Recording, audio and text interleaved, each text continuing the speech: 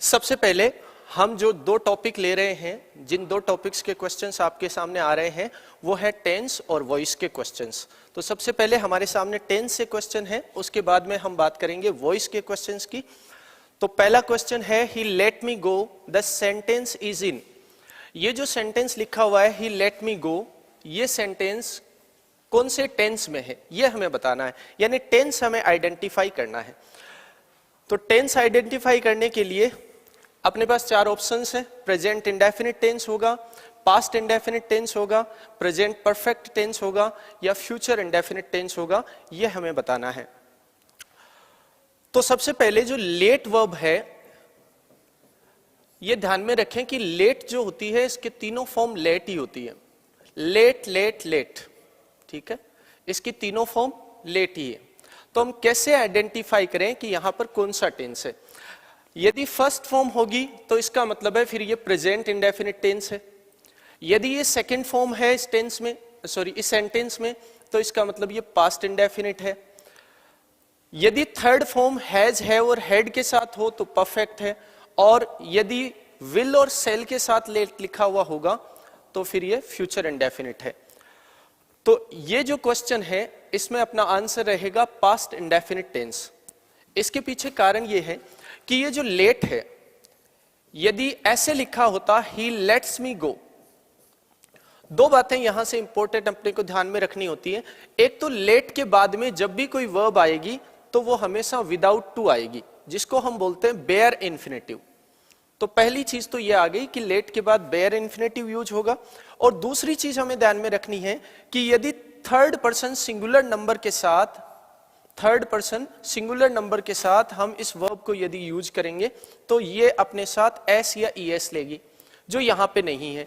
इससे ये शो हो जाता है कि ये कौन सी फॉर्म है, सेकंड फॉर्म है।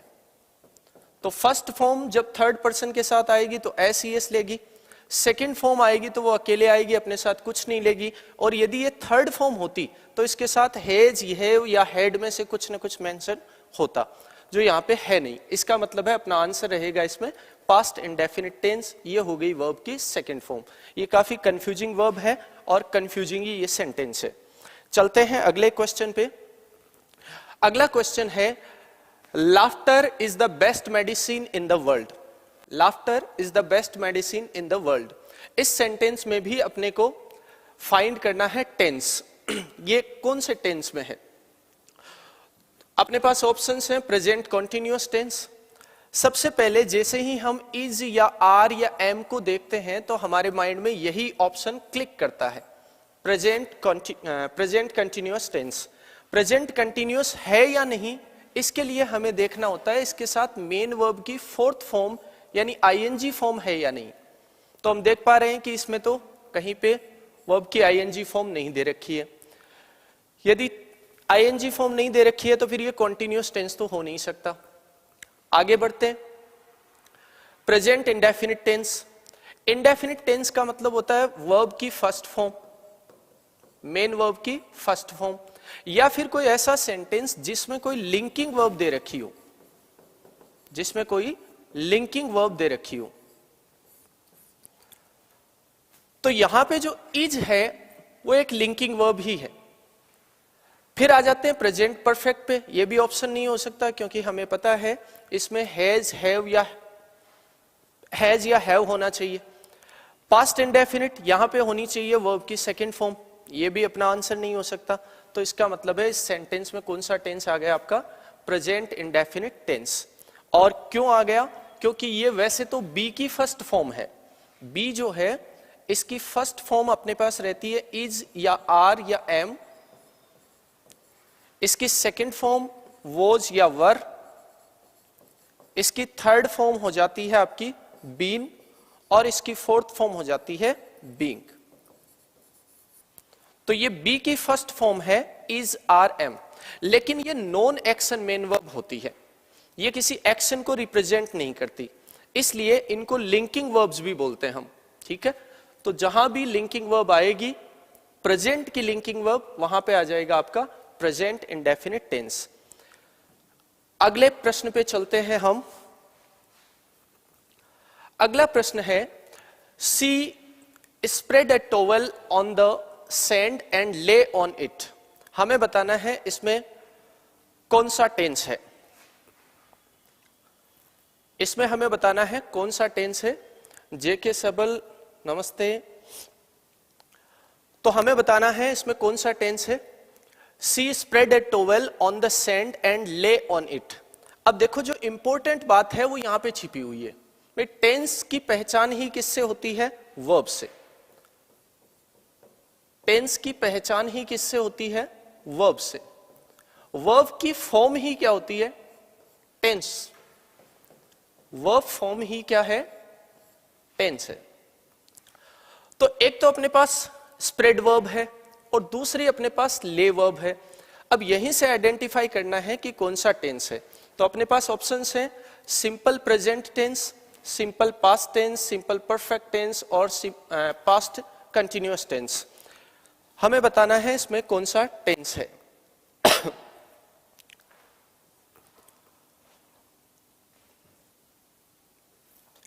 चलिए आंसर आ रहा है ए, सिंपल प्रेजेंट टेंस। रीतु खींची। देखो इसमें स्प्रेड जो वर्ब होती है और ले जो वर्ब होती, दोनों के बारे में हमें जानना है। ये कंफ्यूजिंग कॉन्सेप्ट्स वाली वर्ब्स हैं। स्प्रेड जो वर्ब होती है इसकी तीनों फॉर्म स्प्रेड ही होती है, स्प्रेड, स्प्रेड और स्प्रेड। तीनों फॉर्म सेम रहती है, ठीक है। अब हम ये भी जानते हैं कि फर्स्ट फॉर्म किसी भी सेंटेंस में अकेले यूज हो सकती है, सेकंड फॉर्म भी किसी भी सेंटेंस में अकेले यूज हो सकती है, लेकिन जो थर्ड फॉर्म होती है ये अकेले यूज नहीं होती, इसके साथ हैज, हैव या हैड हमें मिलेगा। तो यहां पर ये अकेले, ये इसके साथ हैज, हैव, हैड नहीं है, यहां पर ये अकेले है। इसका मतलब दोनों ही थर्ड फॉर्म तो नहीं हो सकती, ठीक है। दूसरी वर्ब है ये। इंग्लिश में एक वर्ब चलती है लाई। इसका मीनिंग होता है झूठ बोलना। इसी की दो फॉर्म और बन गई, लाइड, लाइट। एक और वर्ब होती है लाई। इसका मीनिंग होता है लेटना। जब इसका मीनिंग लेटना लेते हैं तो इसकी सेकंड फॉर्म होती है ले और इसकी थर्ड फॉर्म होती है लेन। फिर एक और वर्ब निकलती है इनसे ले। ले का मतलब होता है किसी चीज को क्षितिज पे, एक तरह से जमीन पे रखना, रेस्टिंग पोजीशन में रखना, वो हो गया ले। इसकी सेकंड फॉर्म जो होती है वो होती है लेड और इसकी थर्ड फॉर्म भी लेड। तो इन्हीं तीनों वर्ब्स से अपना ये क्वेश्चन बनता है। और एक वर्ब है अपने पास कौन सी, स्प्रेड। अब हमें केवल इस वर्ब का बताना है टेंस कौन सा है। तो जिस टेंस में ये वर्ब होगी उसी टेंस में ये वाली वर्ब होगी, क्योंकि दोनों वर्ब्स किससे जुड़ी हुई है, एंड से जुड़ी हुई है। तो अब हमें बताना है, तो यहां पर बात हो रही है एक टॉवेल की, कि उसने एक टॉवेल जमीन के ऊपर, मिट्टी के ऊपर फैलाया और लेट गई। तो लेटना ये लाई है, इसकी ये सेकंड फॉर्म है। सेकंड फॉर्म का मतलब हो गया आपका सिंपल पास्ट टेंस। यदि ये सिंपल पास्ट में है तो इधर वाला सेंटेंस भी कौन से टेंस में है, सिंपल पास्ट में ही है। तो आपका आंसर आ गया ये, क्योंकि स्प्रेड जो है उसकी फर्स्ट फॉर्म भी यही है और उसकी सेकंड फॉर्म भी यही है। तो ये वाली फॉर्म वहां पे यूज हो रखी है। उम्मीद है ये बात समझ में आई होगी कि लाई दो तरीके की वर्ब्स हैं, दो मीनिंग लिए हुए हैं। एक झूठ बोलना, तब तो तीनों फॉर्म ये चलेंगी। एक लेटना, तब ये चलेंगी। एक होता है रखना, तब आ जाता है ले। और स्प्रेड की तीनों फॉर्म कैसी होती है, सेम होती है। चलिए आगे बढ़ते हैं अगले क्वेश्चन पे। अगला क्वेश्चन है what did you do in your free time. The sentence is in, कौन से टेंस में है बताना है। पास्ट परफेक्ट है, सिंपल प्रेजेंट टेंस है, सिंपल पास्ट टेंस है, या फिर प्रेजेंट परफेक्ट टेंस है।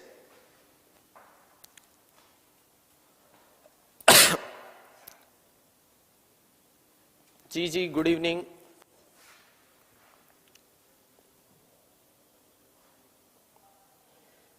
एस चौधरी, भावी टीचर साहब। तो अपने पास सेंटेंस है what did you do in your free time. Tense को पहचानने का एक ही तरीका है और वो है सेंटेंस में दी गई वर्ब फॉर्म। बस यहीं से आप टेंस को आइडेंटिफाई कर लेते हैं।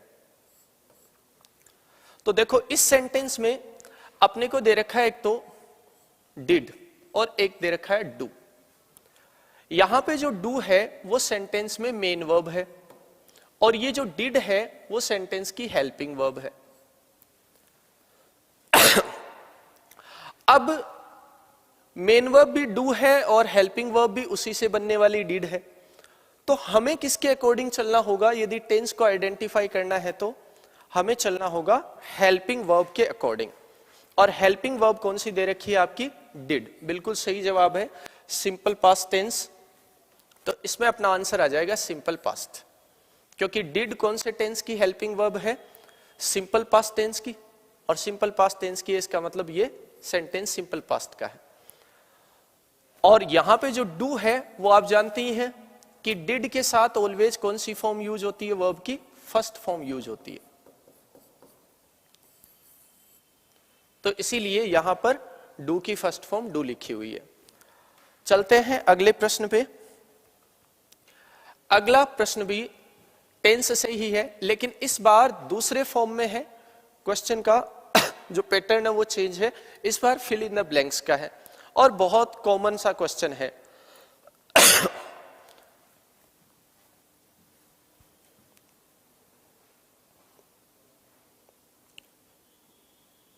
संतोष धनवाल वॉज डिवाइडेड, जी नहीं, ये तो आंसर नहीं है। सोमदत्त मालिया वॉज डिवाइडेड। इसमें देखो बेसिक सा एक कॉमन सा कॉन्सेप्ट है। यहां पर the farmer his property among his sons before he died. अब यहां पे दो सेंटेंसेज है, एक तरह से दो क्लोजेज हैं जो किससे कनेक्ट हो रहे हैं? किससे जुड़े हुए हैं? बिफोर से जुड़े हुए हैं। भाई एक क्लोज तो ये हो गया the farmer his property among his sons, और दूसरा ये हो गया ही डाइड। दोनों को जोड़ा गया किससे? बिफोर से। अब जब भी आपके पास दो सेंटेंसेज बिफोर से कंबाइंड हो और उनमें से आपको बिफोर के बाद वाले सेंटेंस में क्या दे रखी हो? Second form. तो ये देखो डाइड सेकेंड फॉर्म दे रखी है। तो फिर जो एक और सेंटेंस आपके पास बच गया है उसमें आपका ये वाला टेंस आ जाएगा। हेड के साथ आपको चाहिए वर्ब की कौन सी फॉर्म? थर्ड फॉर्म, यानी past perfect tense. Past perfect tense. और यहां पे आपके पास कौन सा आ रहा है? Past indefinite. यानी ये दोनों टेंस जो हैं वो एक तरह का पेयर बनाते हैं। किसके साथ? आफ्टर और बिफोर के साथ। तो यहां पर सीधा सा अपना आंसर आ गया कि ये तो दे रखा है अपने को, इसका मतलब ये वाला फिल करना है। तो इसका मतलब है अपना आंसर क्या आ गया? Head divided. बहुत कॉमन सा कॉन्सेप्ट है ये, आफ्टर के साथ भी और बिफोर के साथ भी। आफ्टर के बाद वाले क्लोज में हमेशा क्या आता है? Past perfect. आफ्टर के साथ जो भी क्लोज आएगा उसी में पास्ट परफेक्ट आएगा, और बाकी जो दूसरा क्लोज बच जाएगा उसमें आपकी ये सेकंड फॉर्म आ जाएगी। तो ये आफ्टर बिफोर का कॉन्सेप्ट है जो डेफिनेटली आपको समझ में आ गया होगा। चलते हैं अगले प्रश्न पे। ये बहुत ही शानदार प्रश्न है। आई हिम सिंस 2019। राज इंग्लिश एजुकेशन। चलिए इसका आंसर आ रहा है 4, नंबर 4 जो ऑप्शन है, हैव नॉन।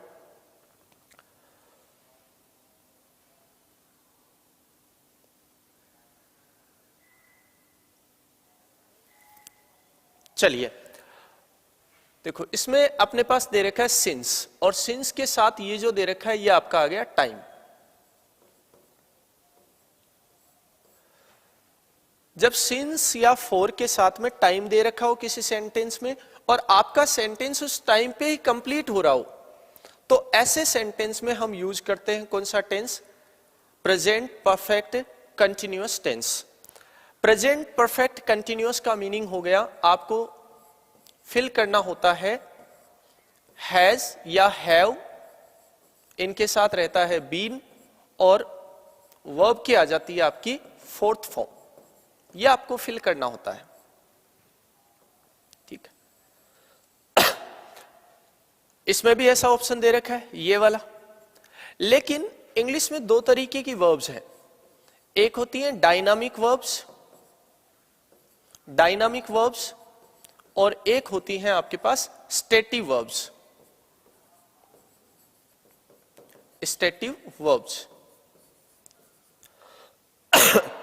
जो डायनामिक वर्ब्स है ना, वो ऐसी वर्ब्स हैं जो जारी रह सकती है, जो कंटिन्यूअस फॉर्म में रह सकती है, वो तो डायनामिक हो गई। स्टेटिव वर्ब्स हैं जो जारी नहीं रह सकती।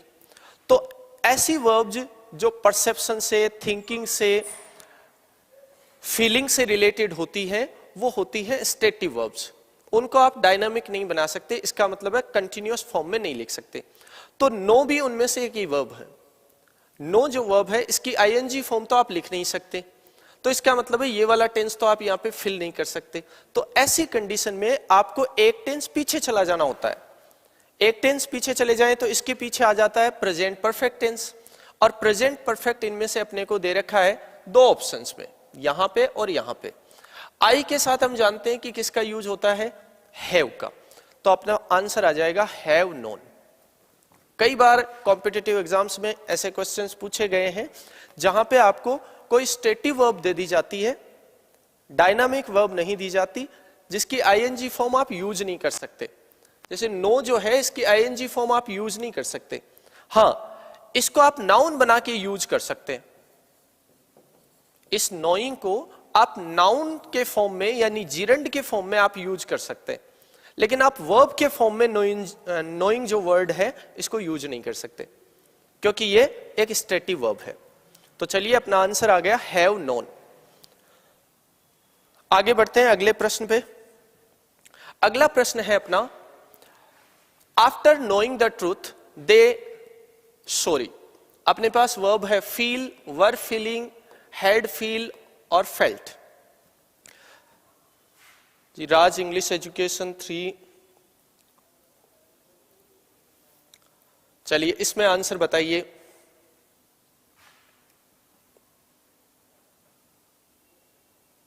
Good evening, good evening. चलिए, प्रश्न आपके सामने, after knowing the truth they, अब अपने को फील करना है, वर फीलिंग, हैड फील या फेल्ट।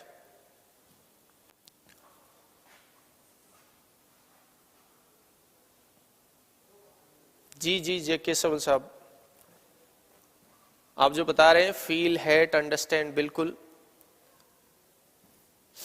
यही verbs of perception, verbs of thinking उन्हीं में शामिल है। Verbs of feeling, verbs of measurement. चलिए, यहां पे बात करें तो इस सेंटेंस में अपने को यहां पे जो वर्ब पूछी जा रही है उससे पहले अपने को आफ्टर दिया जा रहा है।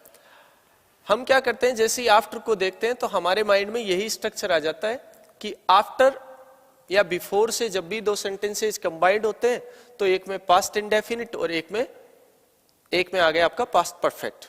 लेकिन यहां पे ऐसा नहीं है। आप नोटिस करेंगे कि इस आफ्टर के साथ आ रहा है नोइंग, है ना।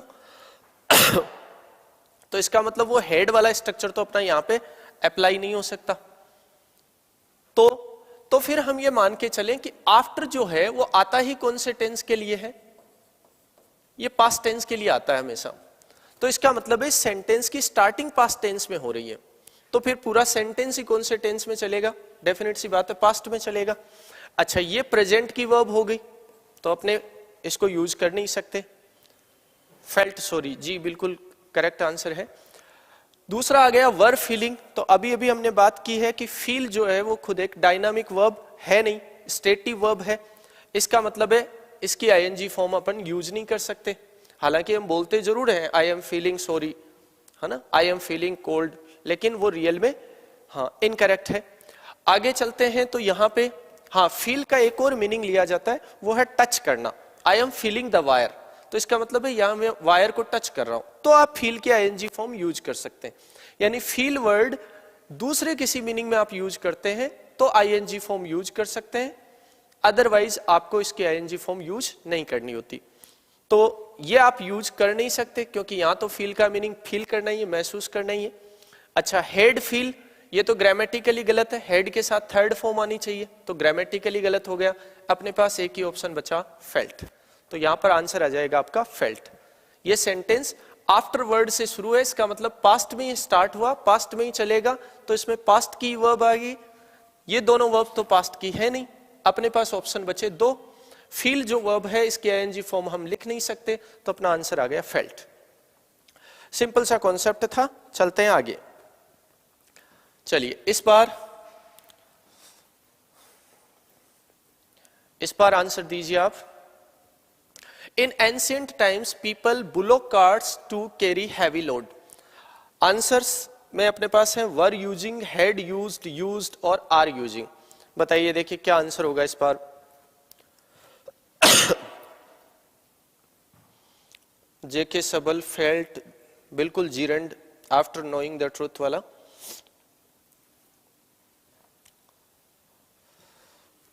चलिए इस प्रश्न में चलो देखो, इन एंशिएंट टाइम्स, ये जो दे रखा है इन एंशिएंट टाइम्स, एंशिएंट का मीनिंग होता है ओल्ड, प्राचीन। एंशिएंट का मीनिंग ही क्या है? ओल्ड टाइम या प्राचीन बोल देते हैं अपन, है ना। तो प्राचीन समय में लोग यूज करते थे बुलोक कार्ट, बोलते हैं बैलगाड़ी को, किस लिए? हैवी लोड को ले जाने के लिए।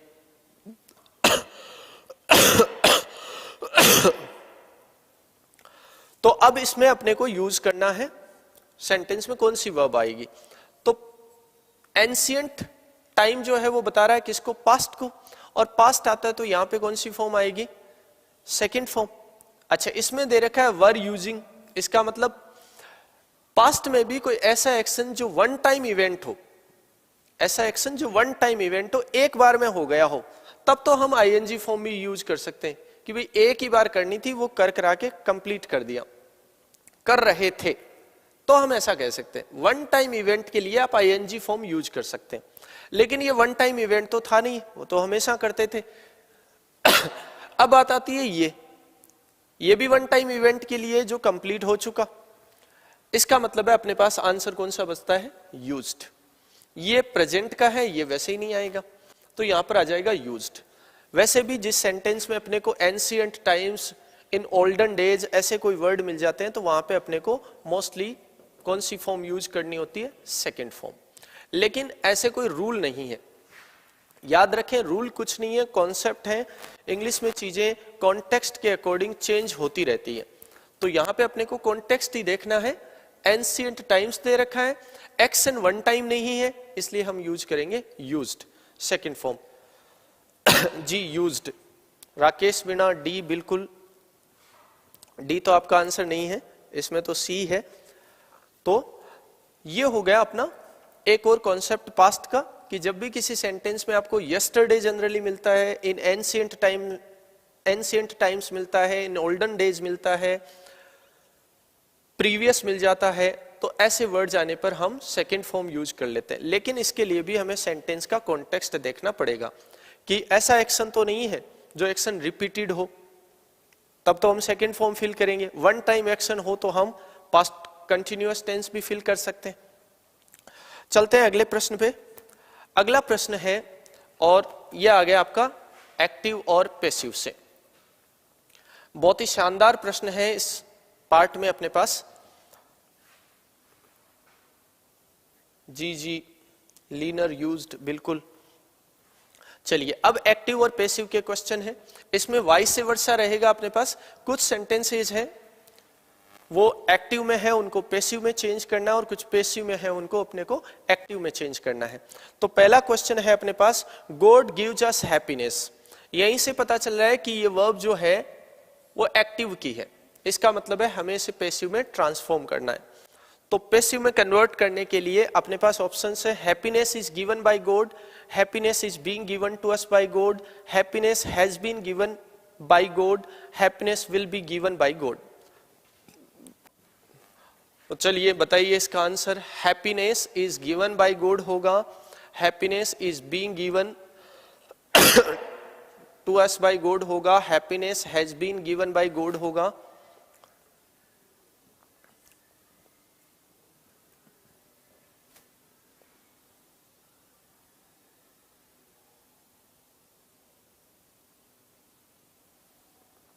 He came for an hour but stayed all the evening। ये पूरा क्वेश्चन आप सही लिखिए। राकेश मीणा इसका आंसर दे रहे हैं ए।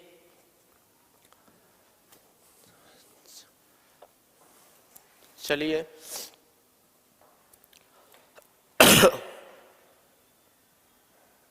जी जी, ऑल द इवनिंग।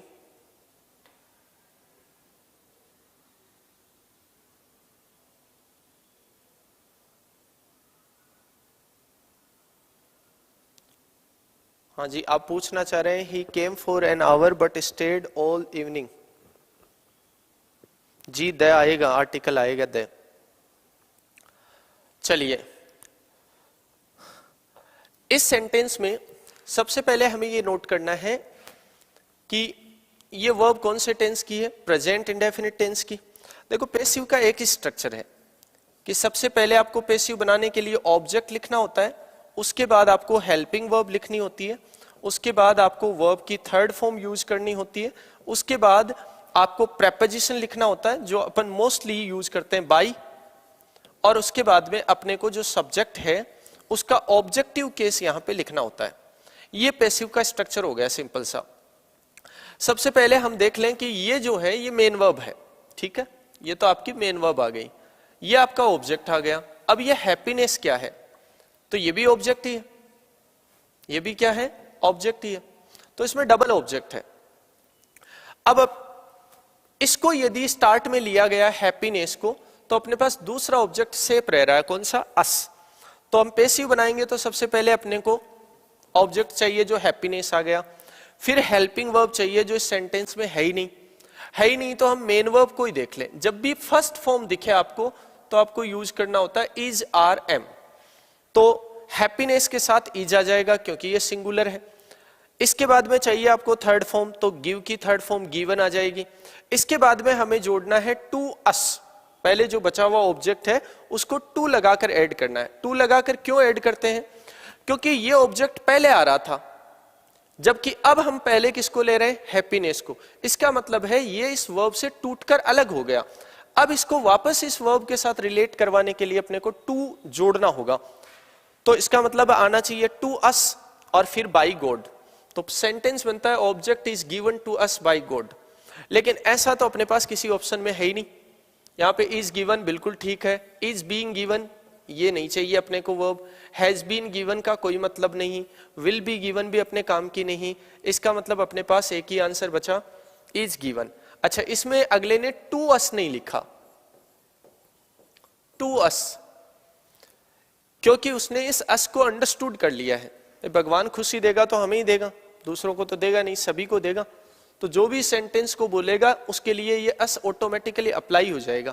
तो यहाँ पे टू अस को अंडरस्टूड कर लिया गया है, इसलिए आपका आंसर आ गया ये, happiness is given by God. जी जी, ए आंसर बिल्कुल विकास मीणा। चलते हैं अगले प्रश्न पे। अगला क्वेश्चन बहुत ही शानदार प्रश्न है ये। Alexander expected to conquer the world. Alexander expected to conquer the world. अपने पास ऑप्शंस है, it was expected by Alexander that he should conquer the world, it was expected by Alexander that he would conquer the world, it was expected by Alexander that he will conquer the world, or it had been expected by Alexander that he would conquer the world.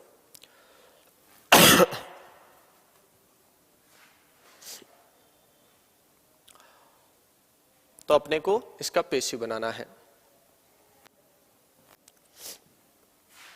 देखो ये क्या है, ये जो sentence दे रखा है ना, ये एक तरह का इनडायरेक्ट स्पीच है और इसी का फिर हमें पैसिव पूछा गया है। भाई अपन पढ़ते हैं ना, ये रिपोर्टिंग वर्ब वाला पार्ट हो गया और इसके बाद में ये टू कंजंक्शन आ गया, तो उस टाइप के स्ट्रक्चर का ये सेंटेंस है।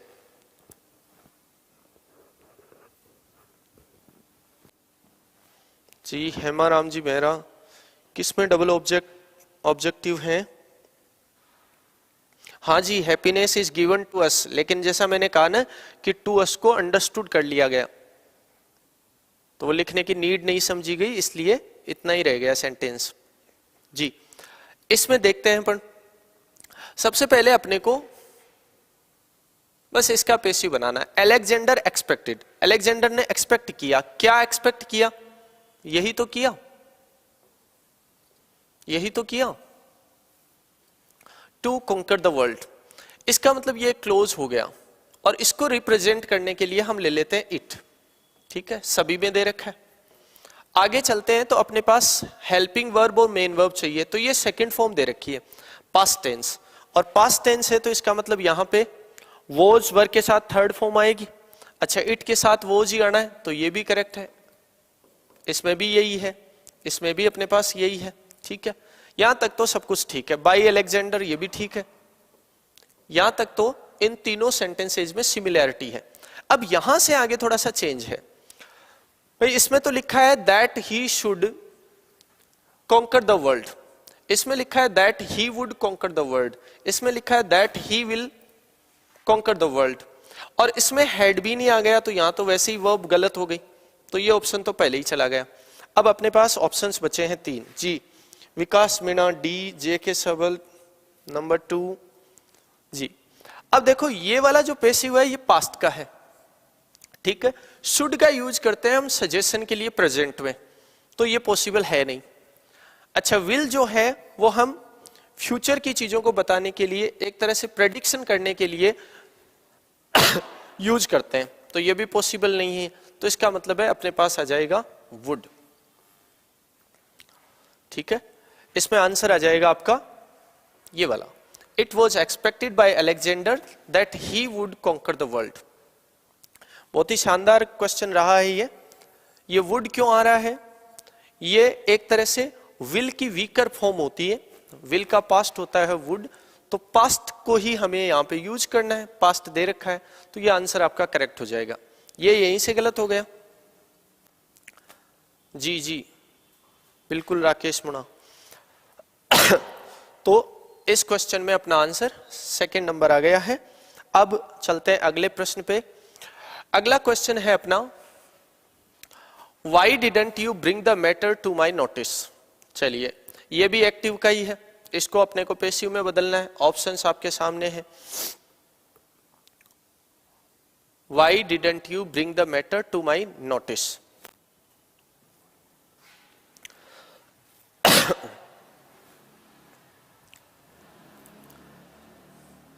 देखो, इसमें साफ साफ दिख रहा है कि ये ब्रिंग जो है वो आपकी मेन वर्ब है। ठीक है, सबसे पहले जब भी आप पैसिव बनाते हैं तो मेन वर्ब को आइडेंटिफाई करिए, क्योंकि उसी से सारी चीजें निकल जाती है। मेन वर्ब के बाद जो आपको मिलता है वो आपका ऑब्जेक्ट होता है, चाहे सेंटेंस कितना ही लॉन्ग टाइप का क्यों ना हो, उसमें ऑब्जेक्ट हमेशा मेन वर्ब के जस्ट बाद ही रहेगा। मेन वर्ब से पहले इंग्लिश में 2 ही चीजें आ सकती हैं, एक आपका सब्जेक्ट आ सकता है, एक आपकी हेल्पिंग वर्ब आ सकती है। ठीक है, अब आपको चेंज करना है इसको पैसिव में। क्या आंसर रहेगा?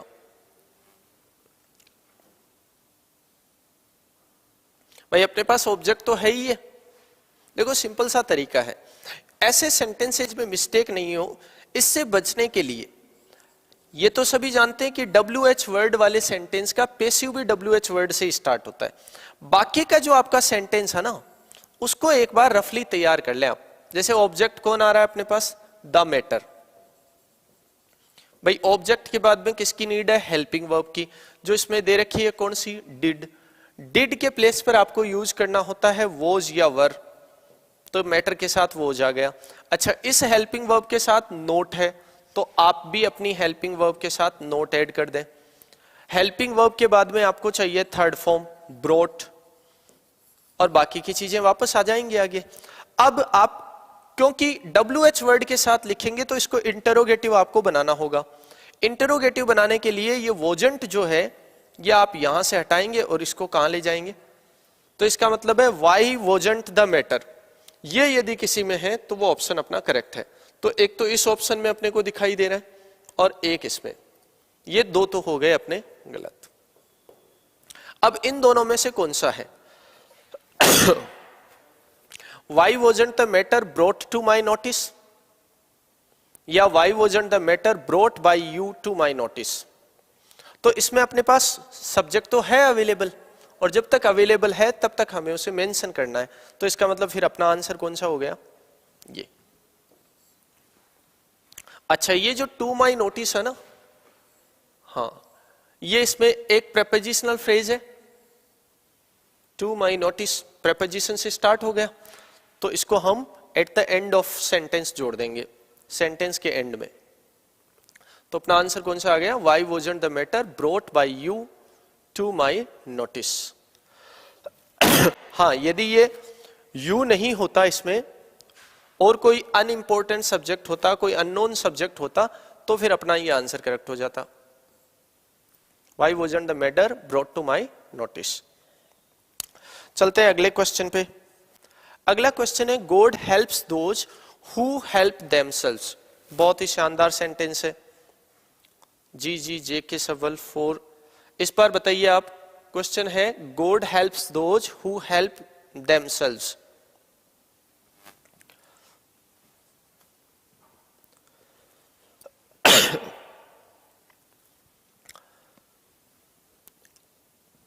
अपने पास ऑप्शंस हैं, those who help themselves help God, those who help themselves are helped by God, those who help God help themselves, और those who are helped by themselves are helped by God. तो देखो simple सी चीज है इसमें। God, ये helps जो है ना, ये अपनी मेन वर्ब है। मेन वर्ब से जस्ट बाद में जो आता है वो मैंने कहा था ऑब्जेक्ट होता है। अब इसमें दे रखा आपके पास दोज, ठीक है। अच्छा, दोज अपना ऑब्जेक्ट है। अब इस दोज को क्वालिफाई करने के लिए ये पूरा का पूरा क्लोज लिखा गया है। तो इसका मतलब है ये भी किसके साथ जुड़ा हुआ है? दोज के साथ, क्योंकि ये भी दोज को ही क्वालिफाई कर रहा है, दोज की विशेषता बता रहा है। ये आ गया अपना सब्जेक्ट, ठीक है। इसका मतलब ये तय हो गया कि जहां ये दोज जाएगा उसके साथ में ये भी जाएगा। तो ऐसा किस में लिखा है? Those who help, those who help, those who are helped. इसका मतलब एक तो ये आंसर चला गया, क्योंकि ये इसके साथ ही, ये तो चेंज होना नहीं है। पैसिव बना रहे हैं तो हमें सबसे पहले किसकी नीड है? ऑब्जेक्ट की। ये तो ऑब्जेक्ट के साथ लिखा जाना है, इसका पैसिव नहीं बनना। तो इसका मतलब है ये 3 सेंटेंसेज जो हैं इनमें यही बात लिखी हुई है, ठीक है। अब आगे बढ़ते हैं। ऑब्जेक्ट अपना आ गया कंप्लीट। ऑब्जेक्ट के बाद में आपको चाहिए हेल्पिंग वर्ब। तो आप देखेंगे मेन वर्ब की कौन सी फॉर्म है? फर्स्ट, तो आप यूज कर लेंगे इज या आर या एम। तो दोज जो वर्ड है ये खुद ही कैसा है? प्लूरल। प्लूरल के साथ आपका आ गया आर। तो अब देखो आर किस में दे रखा है? इसमें तो नहीं दे रखा, इसमें दे रखा है, इसमें भी नहीं दे रखा। तो सीधा सा आंसर आ गया कौन सा? ये। तो इसका पैसिव बन जाएगा those who help themselves are helped by God, ठीक है। ये चीज ध्यान में रखनी है कि ऑब्जेक्ट के बाद में ऑब्जेक्ट को क्वालिफाई करने के लिए क्लोज लिखा गया है। तो ये क्लोज भी इस ऑब्जेक्ट के साथ ही रहेगा, इसे अलग नहीं कर सकते। तो ये पूरा का पूरा एक तरह से मान लीजिए ऑब्जेक्ट ही है, और ऑब्जेक्ट के बाद में हेल्पिंग वर्ब चाहिए। तो ये प्लूरल है, तो हेल्पिंग वर्ब आपकी आ गई आर। तो आर कौन से ऑप्शन में है अपने पास? ये रहा। तो इसका मतलब अपना ये आंसर करेक्ट हो जाएगा। जी जे के सबल, बिल्कुल बिल्कुल। राकेश मीणा जी, बिल्कुल सही जवाब है। Hemaram ji Mehra, brought by you to my notice, brought by you to my notice, brought by you to my notice. जी अगले क्वेश्चन पे चलते हैं। इस बार बिल्कुल सिंपल सा कॉमन सा सेंटेंस है। We should respect elders. Options है elders should have respected, elders are to be respected, elders have been respected, और एल्डर्स शुड बी रेस्पेक्टेड। जी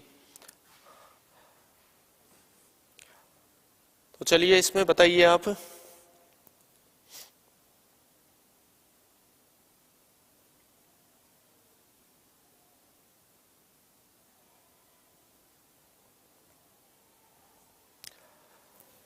चलिए देखो इसका आंसर।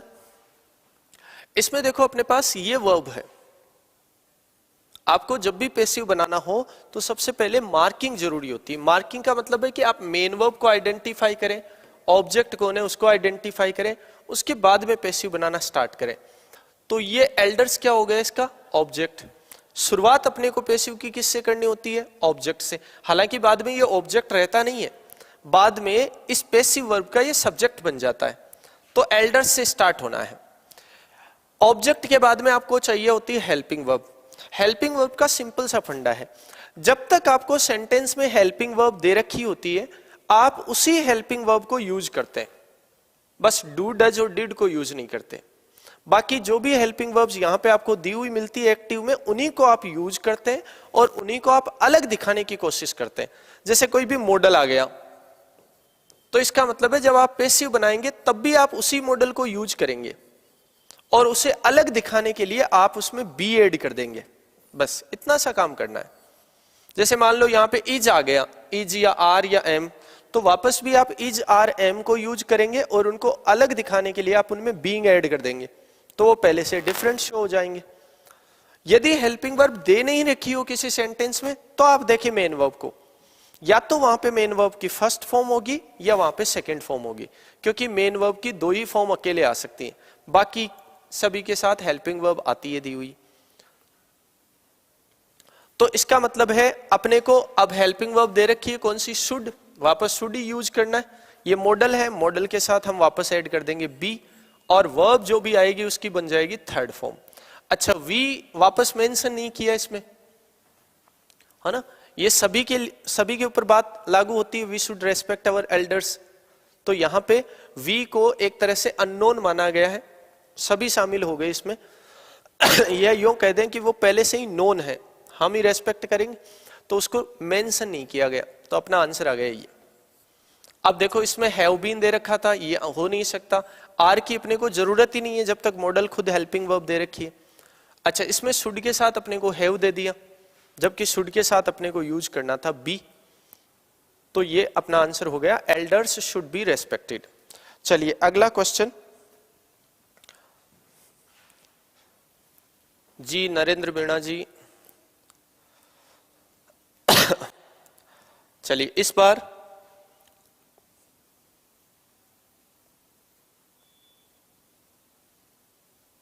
नरेंद्र मीणा जी पूछ रहे हैं कहां से लाइव है क्लास। जी अगला क्वेश्चन है she did not trust anybody.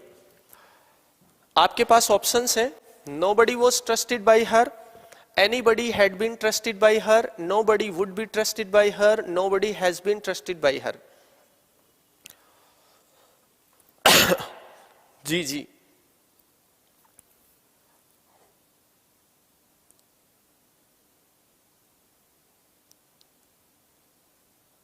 जी आपका आंसर देखो, थोड़ा सा दिमाग लगाने की जरूरत है।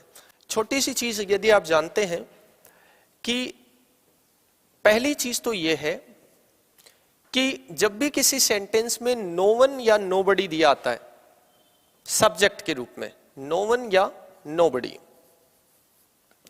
तो उसका पैसिव जो बनता है वो नेगेटिव बनता है। उसका पैसिव कैसा बनता है, नेगेटिव बनता है। अब आपने कहीं ना कहीं ये बात भी जरूर पढ़ी है कि ये नो वन और नोबडी जो है सब्जेक्ट, ये एक तरह से अननोन में माने जाते हैं, है ना, अननोन सब्जेक्ट्स हैं, अनइंपॉर्टेंट सब्जेक्ट है, इनको पैसिव में मेंशन करने की जरूरत ही नहीं पड़ती।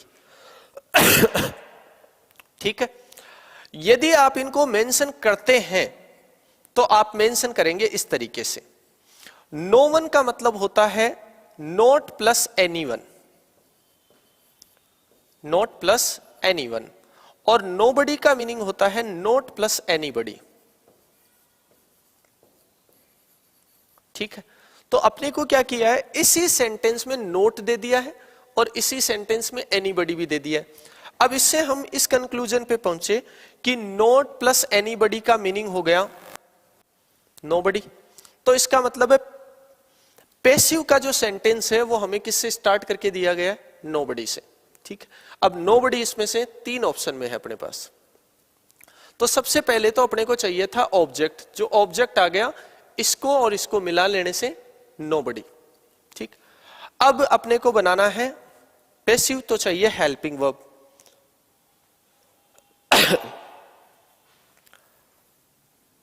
जी सीमा मनीष चौधरी 14 में ए बिल्कुल करेक्ट है जी। दीपचंद शर्मा, जेके सबल, बिल्कुल अपना आंसर हो गया ये वाला। क्यों हो गया?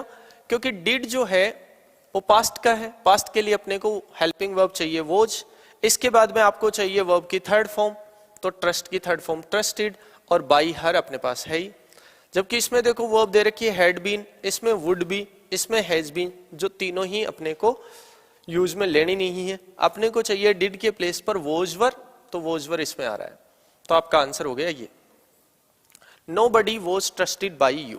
यह आपकी तैयारी को जांचने का अच्छा मौका है, आप किस लेवल तक तैयारी कर रहे हैं, कितनी अच्छी तैयारी है। बहुत ही शानदार क्वेश्चंस की सीरीज आपके लिए लाई गई है। अब अगले प्रश्न पे चलते हैं अपन, तो आसानी से ये बात मेरी समझ में आ गई होगी। नो वन और नोबडी, इनका पैसिव आप बनाते हैं नेगेटिव, कई बार एक्टिव में भी इस तरह से दे दिया जाता है। तो आप ये समझे कि नो वन का मीनिंग है नॉट एनीवन, और नोबडी मतलब नॉट एनीबडी। इसको क्या किया है यहां पे, नॉट एनीबडी को जोड़ के बना दिया नोबडी। ठीक, आगे बढ़ते हैं, अगले क्वेश्चन पे चलते हैं। Finish the game. इस बार पीछे वाली जो कैटेगरी के सेंटेंसेज आए उनसे बिल्कुल अलग हटके क्वेश्चन आ गया है। फिनिश द गेम, ये स्टार्ट हो रहा है आपका मेन वर्ब की फर्स्ट फॉर्म से। फिनिश जो है वो मेन वर्ब है और इसकी फर्स्ट फॉर्म से आपका सेंटेंस स्टार्ट है, और ये एंड हो रहा है आपके फुल स्टॉप पे। ऐसा जो सेंटेंस होता है वो होता है इंपेरेटिव, तो यहां पे आपको इंपेरेटिव सेंटेंस का पैसिव बनाना है।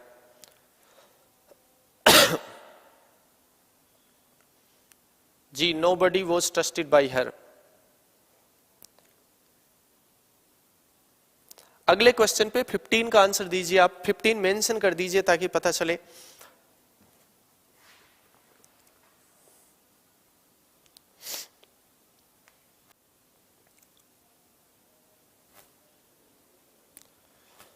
चलिए देखो इसमें क्या है, मेन वर्ब की फर्स्ट फॉर्म से स्टार्ट है, फुल स्टॉप पे एंड है, ऐसे सेंटेंसेज होते हैं इंपेरेटिव। और इंपेरेटिव में स्ट्रक्चर ये चलता है कि सबसे पहले आपको लेट चाहिए, लेट के बाद में आपको ऑब्जेक्ट चाहिए, ऑब्जेक्ट के बाद में आपको बी, बी के साथ यूज करनी होती है फिर थर्ड फॉर्म, और लास्ट में इसमें सब्जेक्ट का कोई झंझट ही नहीं होता, सीधा सा आ जाता है आपका एटसेट्रा, अदर जो वर्ड्स हैं सेंटेंस के। तो अपने पास ऑब्जेक्ट तो ये रहा द गेम, ये वर्ब है ही, दो ही चीज अपने को दे रखी है। तो पहले आना चाहिए लेट, ऑब्जेक्ट आ गया द गेम, उसके बाद में आपको बी चाहिए, उसके बाद में फिनिश की थर्ड फॉर्म, बस हो गया सेंटेंस। तो let the game be finished, ये अपना आंसर आ गया, let the game be finished. Imperative sentences बिल्कुल सही जवाब है। सीमा मनीष चौधरी, जेके सबल, बिल्कुल सी आंसर इसका हो जाएगा, let the game be finished. Imperative sentences के पैसिव में ये स्ट्रक्चर अप्लाई हो जाता है। अब चाहे वो डोंट से स्टार्ट होने वाला इंपेरेटिव आए, चाहे वो नेवर से स्टार्ट होने वाला इंपेरेटिव आए, चाहे वो लेट से स्टार्ट होने वाला इंपेरेटिव आए, जब तक उनमें ऑब्जेक्ट दिया हुआ रहेगा सेंटेंसेस में, तब तक आपको यही स्ट्रक्चर फॉलो करना है। डोंट वाले में यहां पे ऑब्जेक्ट के बाद नोट ऐड कर देंगे, नेवर वाले में ऑब्जेक्ट के बाद नेवर ऐड कर देंगे, और लेट वाले सेंटेंस में आपको एंड में सब्जेक्ट भी मेंशन करना होगा, बस बाकी स्ट्रक्चर यही रहेगा। ठीक है, चलते हैं अगले क्वेश्चन पे। अगला क्वेश्चन है अपना, I shall post these letters tomorrow. अब वापस हम पीछे वाले स्ट्रक्चर पे आ गए, यही स्ट्रक्चर पैसिव का। सबसे पहले अपने को नीड होगी ऑब्जेक्ट की, हालांकि ये बाद में ऑब्जेक्ट नहीं रहेगा, सब्जेक्ट बन जाएगा पैसिव वर्ब का। ये हेल्पिंग वर्ब चाहिए होगी, उसके बाद अपने को थर्ड फॉर्म चाहिए होगी, उसके बाद में अपने को प्रेपोजिशन चाहिए बाई, मोस्टली अपन जो यूज कर रहे हैं, उसके बाद में अपने को सब्जेक्ट मेंशन करना है जिसका ऑब्जेक्टिव केस हम मेंशन करेंगे, और एंड में अपने अदर कोई वर्ड्स हैं एटसेट्रा आ जाएगा। तो इसी स्ट्रक्चर के बेसिस पे ये वाला पैसिव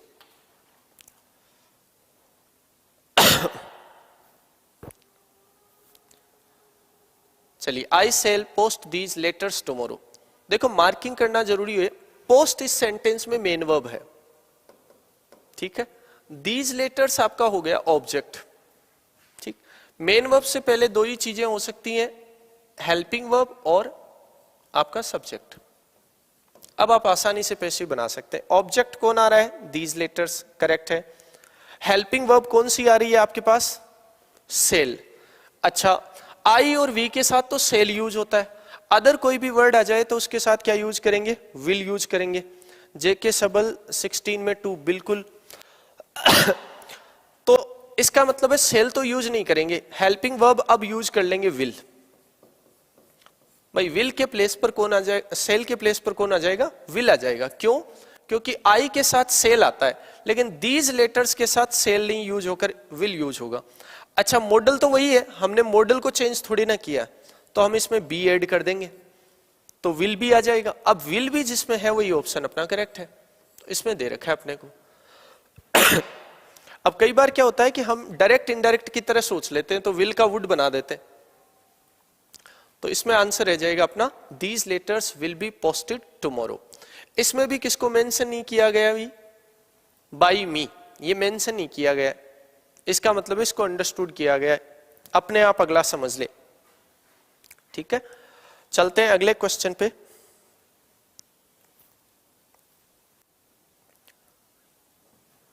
चलिए, इस बार एक और शानदार क्वेश्चन है। N electrical fault could have caused the fire. अब आपके पास चारों ऑप्शंस हैं, चलिए आंसर्स दीजिए। 16 में सीमा मनीष चौधरी, 16 में बी बिल्कुल सही है। जेके सबल,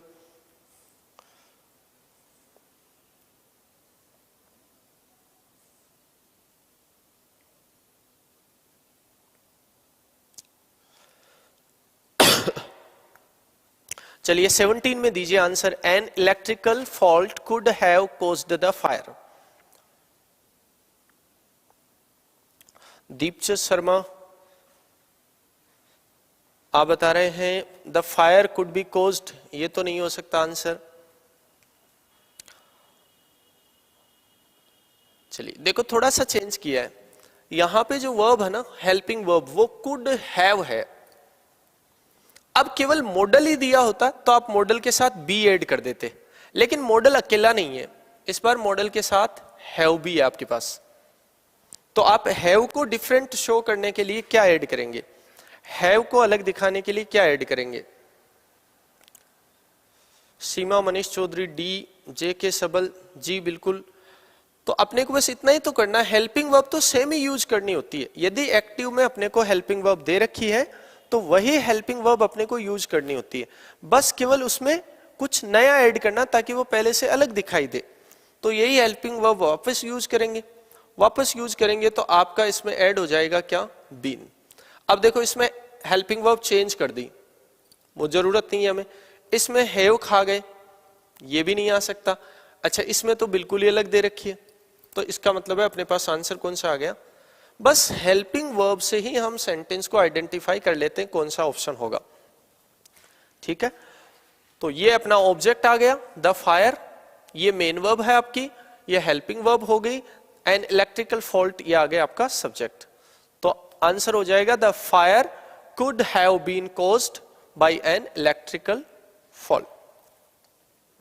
चलिए अगले क्वेश्चन पे चलते हैं। Who built the Taj Mahal. इस बार WH वर्ड से स्टार्ट होने वाले सेंटेंसेज में से अगला एग्जांपल है आपके लिए, हु बिल्ट द ताजमहल।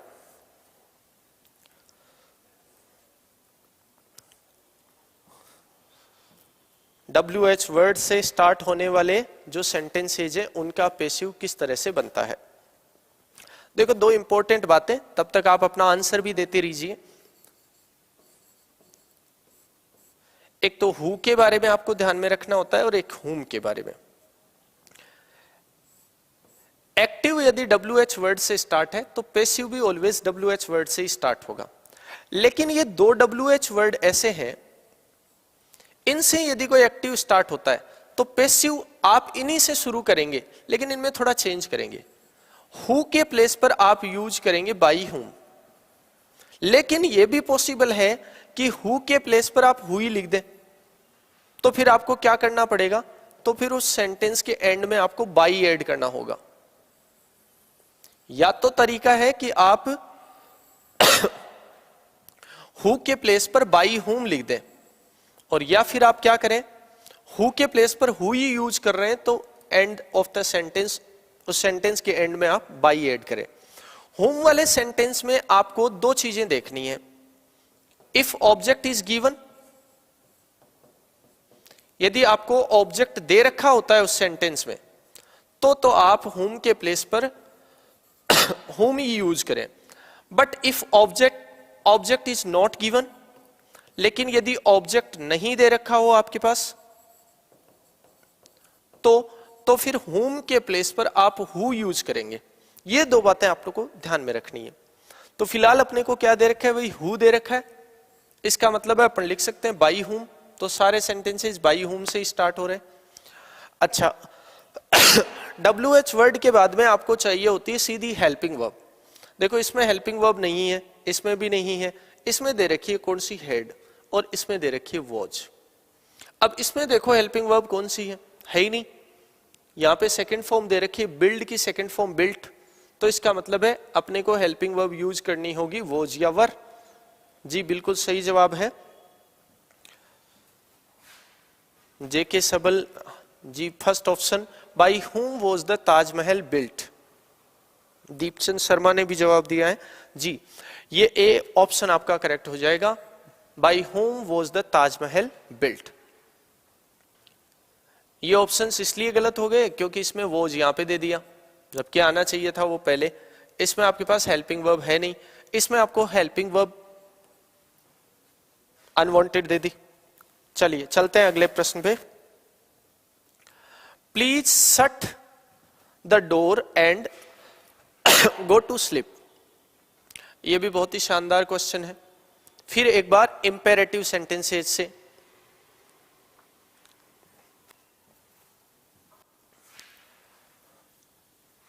चलिए इस पे लगाइए दिमाग। Please shut the door and go to sleep. The door is to be shut and you are to go to sleep. Let the door be shut and you be asleep. You are requested to shut the door and go to sleep. The door is to be shut and you are requested to sleep. By whom was the Taj Mahal built? बिल्कुल हेमा राम जी। चलिए 19 का answer आ गया, JK सबल। You are requested to shut the door and go to sleep. जी बिल्कुल, इस question के सभी आंसर्स करेक्ट आ रहे हैं। देखो प्लीज और काइंडली वाला जो सेंटेंस है ना, इसमें पैसिव केवल इस प्लीज का ही बनता है या काइंडली का ही बनता है, और प्लीज या काइंडली का पैसिव होता है यू आर रिक्वेस्टेड टू। तो ऐसा किस में दे रखा है अपने पास, एक ही ऑप्शन है, यू आर रिक्वेस्टेड टू। इसके बाद में आपको बाकी का सेंटेंस है उसको हुबहू ऐड कर देना है। तो shut the door and go to sleep, तो ये अपना आंसर हो जाएगा। अगले क्वेश्चन पे चलते हैं। अगला क्वेश्चन है ही मेड अस वर्क। चले इस बार आप आंसर दीजिए, ही मेड अस वर्क। अब तक जितने भी सेंटेंसेस हमने देखे हैं वो सारे एक्टिव के हैं, उनके पैसिव हमें बनाने रहे हैं।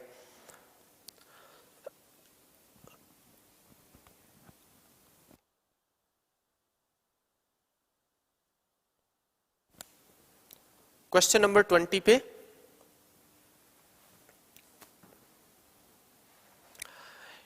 He made us work. इस बार थोड़ा सा डिफरेंट कॉन्सेप्ट है पीछे वाले क्वेश्चंस से।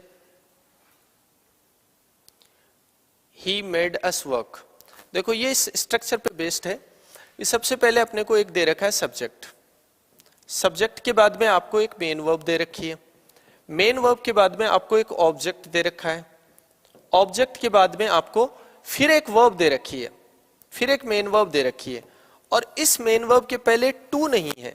इसका मतलब है यह है बेयर इन्फिनिटिव, बेयर इन्फिनिटिव।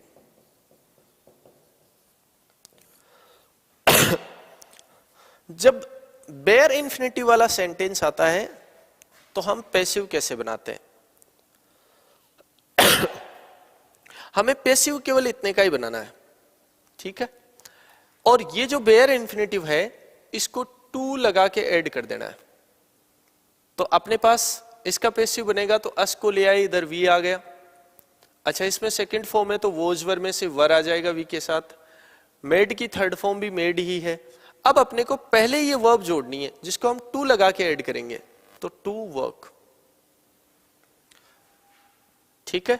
तो अपना आंसर ये आ गया, we were made to work by him. अच्छा, इसमें ऐसा है नहीं, इसमें भी नहीं है, इसमें भी नहीं है, तो ये आंसर्स हो गए गलत।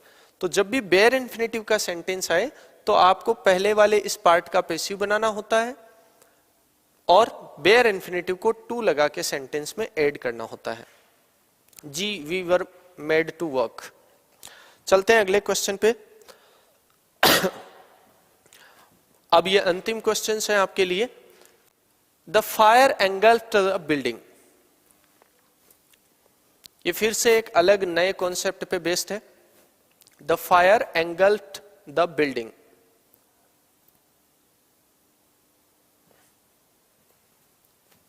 सीमा, मनीष चौधरी, टोटल कितने क्वेश्चंस हैं? 23 हैं। लास्ट के क्वेश्चंस हम ले रहे हैं। The fire engulfed the building. देखो, इसमें बाकी सब चीजें सेम सिमिलर हैं। एंगल्फ क्या है? मेन वर्ब है आपकी। द बिल्डिंग क्या है? ऑब्जेक्ट है। ये आपका आ गया सब्जेक्ट। पैसिव बनाए तो पहले किसकी नीड होती है अपने को? ऑब्जेक्ट की। ऑब्जेक्ट ये रहा द बिल्डिंग। ऑब्जेक्ट के बाद में आपको किसकी नीड होती है? हेल्पिंग वर्ब की। हेल्पिंग वर्ब इसमें दे नहीं रखी, तो हम देख लें ये मेन वर्ब की कौन सी फॉर्म है? Second form. सेकंड फॉर्म होने पर हम यूज करेंगे वोज या वर, तो बिल्डिंग के साथ वोज आ गया जो सभी में दे रखा है। हेल्पिंग वर्ब के बाद में चाहिए थर्ड फॉर्म, ये भी ठीक है यहां तक। आगे चले तो हमें चाहिए होता है बाई प्लस सब्जेक्ट। लेकिन आपने पढ़ा हो तो कुछ वर्ब्स ऐसी होती हैं जो अपने साथ बाई प्रेपोजिशन नहीं लेती, बल्कि अपने साथ कोई डिफरेंट प्रेपोजिशन लेती है, और एंगल्फ उनमें से एक है। एंगल्फ वर्ब जब भी आती है तो ये अपने साथ बाई प्रेपोजिशन नहीं लेती, उसके प्लेस पर ये लेती है इन। कौन सा प्रेपोजिशन लेती है? इन। ये वर्ब्स आपने पढ़ी होंगी। सरप्राइज जो वर्ब है ये अपने साथ कौन सा प्रेपोजिशन लेती है? एट लेती है। इसी तरह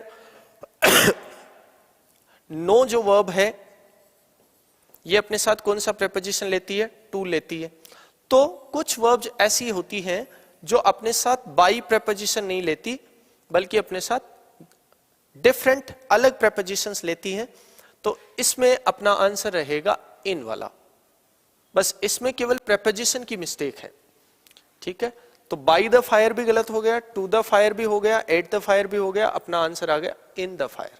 ये इंपॉर्टेंट चीज है, तो इसका आंसर ये रहेगा ये। बाकी तो कहीं कोई मिस्टेक नहीं है, सेंटेंस सिमिलर है। निशी चौधरी जी, दीपचंद शर्मा, तो अपना आंसर आ गया इसमें थर्ड, एंगल्फ के साथ इन। और ये याद भी रखें, काफी कॉम्पिटिटिव एग्जाम्स में यही सेंटेंस रिपीट हुआ है। नेक्स्ट क्वेश्चन है, डू यू नो मी। फिर से एक जनरल सा सेंटेंस है, डू यू नो मी। इस बार इंटरोगेटिव सेंटेंस है, हेल्पिंग वर्ब से स्टार्ट होने वाला, तो इसका मतलब है हमें भी पैसिव हेल्पिंग वर्ब से स्टार्ट करना होगा। अच्छा, हेल्पिंग वर्ब दे कौन सी रखी है? डू। और जहां भी डू डा जाए वहां पे अपने को यूज करना होता है कौन से? इज, आर या एम में से। अपने पास ऑब्जेक्ट कौन है?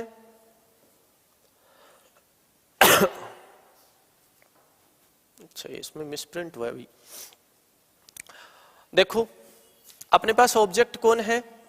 एम। इसमें मिसप्रिंट है, जहां जहां ये यू छपा है ना, हाँ, ये आई है अपना आंसर ऑप्शन। तो देखो इसमें आ जाएगा आर, आ नहीं सकता, कौन सा आएगा? एम। तो इसमें आंसर जो करेक्ट हो जाएगा वो हो जाएगा अपना am I known to you. इसमें केवल प्रेपोजिशन की मिस्टेक है अपने पास, किसकी मिस्टेक है? प्रेपोजिशन की।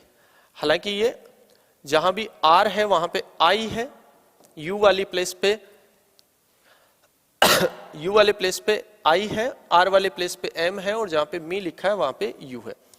तो अपना आंसर उस हिसाब से कौन सा है?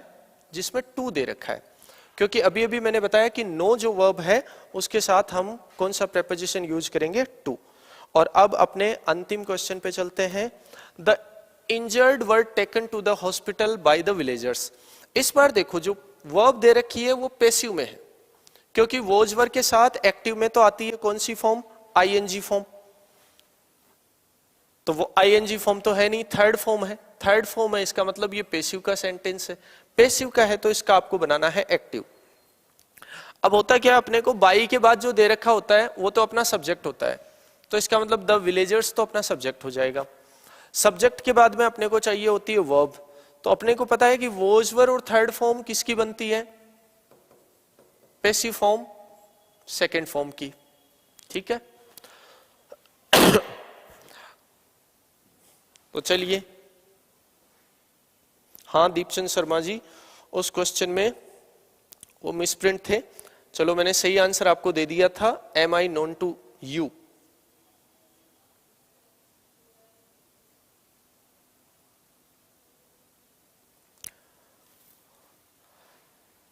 तो देखो इतने से ही अपना आंसर मिल जाता है।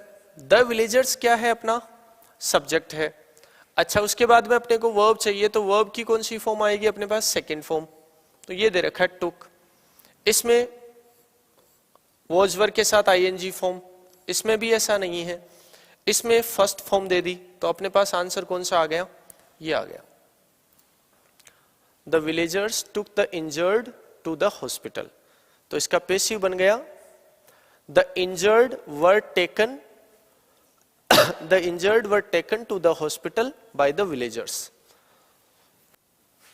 ठीक है,